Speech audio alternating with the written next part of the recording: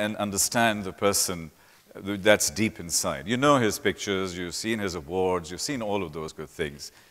But today, and that's the essence of all of these things that we're doing, is we look at a different perspective. You come here and you go away with a completely different set of learnings and knowledge and understanding about the person, about the business. And tonight is about opening hearts and minds. It's beyond just knowledge. And that is the challenge as far as this particular event is concerned. So I'd like to, for all of you guys to look at that screen there, because what I'd like to do is to share some very emotional moments. And Osman is here, his family is here, and I would like to recognize them. But before I go there, I'd like to introduce just a couple of people who are here that we are very privileged to have them here. And one of them is Dr. Marshall Goldsmith. He was presenting to the Dubai government. Thank you. He's presenting to the Dubai government today, to 650 leaders of the Dubai government. And he's written many, many books. But he was voted by Harvard Business Review as the #1 thinker on leadership in the world. And that's a huge privilege. And for us to have him here is great. And I'm sure he's going to ask a few questions to Osman towards the end also. There are publishers of newspapers. There are a lot of other senior people. And we're very grateful that you've come here. But let's start moving and let's get going. Today, it's about Osman Sultan. The stage is his. As you can see, that little gentleman upstairs is Osman in his sort of early, when he was about 4 or 5 years old, I would say. Then a beautiful picture of his mother and Osman as a little baby.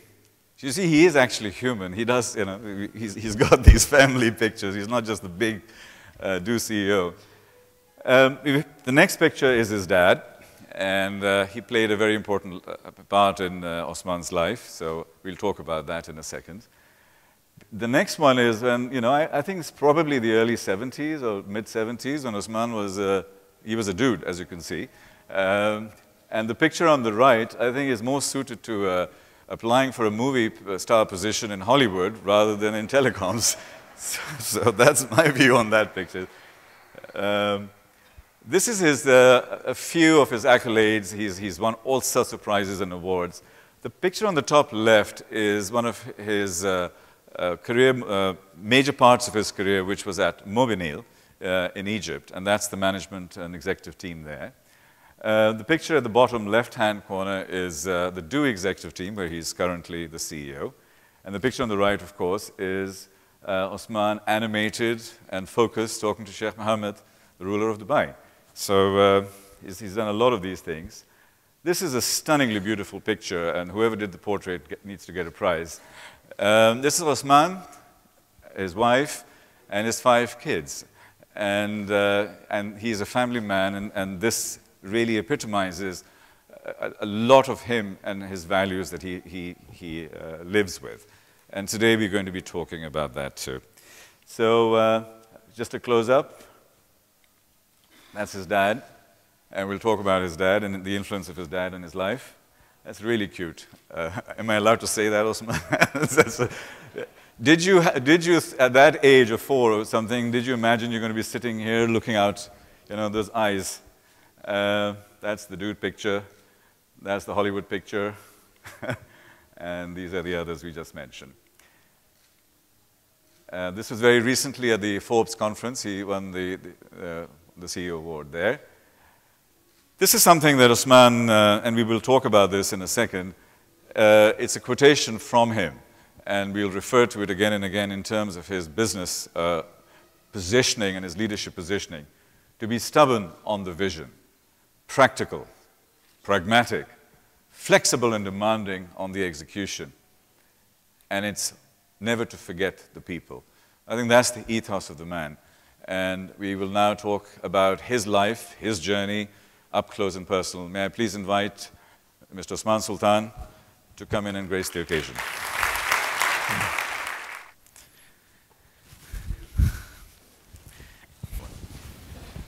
Are we good to go?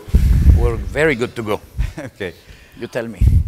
Osman, Today is about opening hearts and minds. Today is about reaching people and seeing the real person that you are. At this young age, what were the key things? What was the most formative thing that went through your life? Something that fundamentally changed you and it drives you today, it lifts you and keeps you going. Was there any one event in your life that made you, that defined it?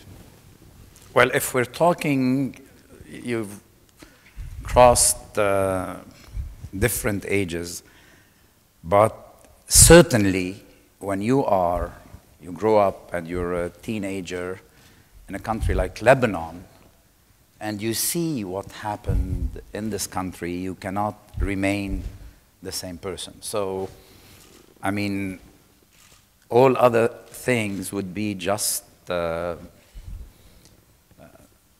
talks. But certainly, when I was at the age of 15, and then the Civil War happened, and life started to change radically for me, because it took a different journey than the one that you were.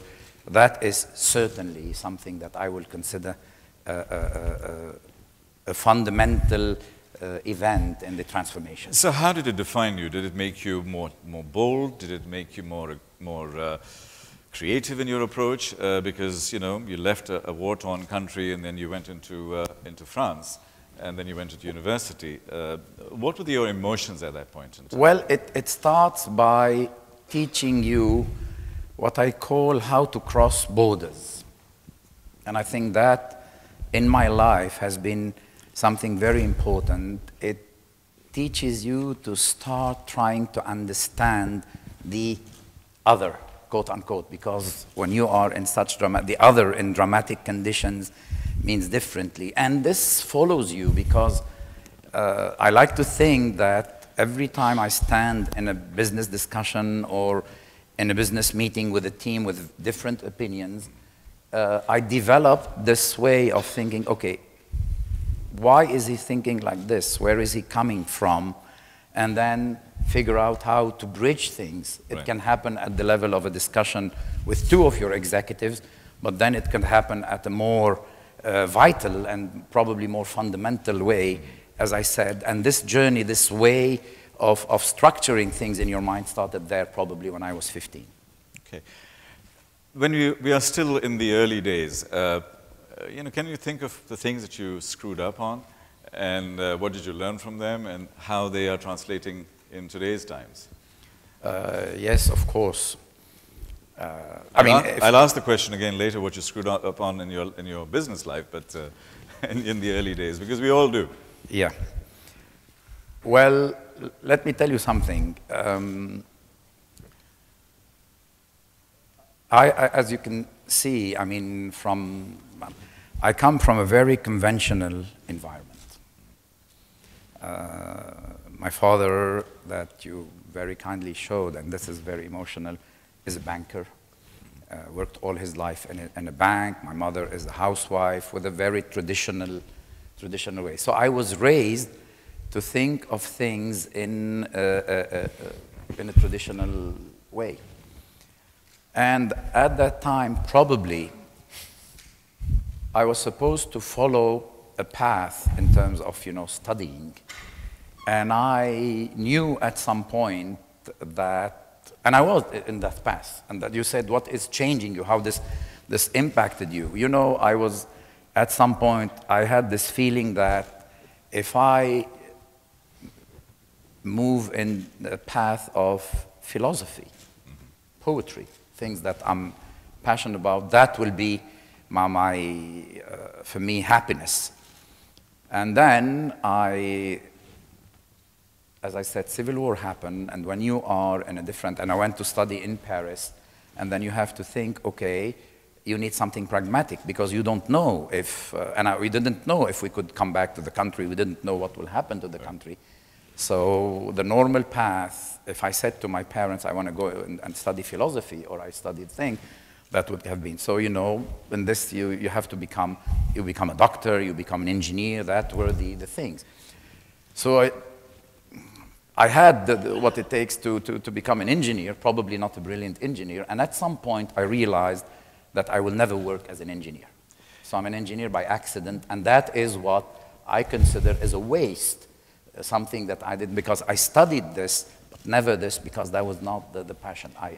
Now, as far as your children are concerned, I'm sure they think that you're working in a really cool industry because it's about technology and so on. Of course. So on your coolness factor, on the coolness from 0 to 10, in terms of your knowledge of technologies and so on, what would they grade you? Do you think do they think that you're really cool about these things? Like about Facebook technology? and, yeah, no, in terms of them using... At all. They would, I'm sure that they will think, I mean, not they think, the three eldest know that I'm not very cool on that, not they think. They have the certainty now, so that's settled. The two youngest are still at an age where they can be bluffed a little bit. So, you know, with the little things, so they still, but I can tell you this one in the middle, blonde one is, I'd like to, he will catch it very quickly. He will see the limits. And actually, I can speak hours about this. I can speak hours about how things like social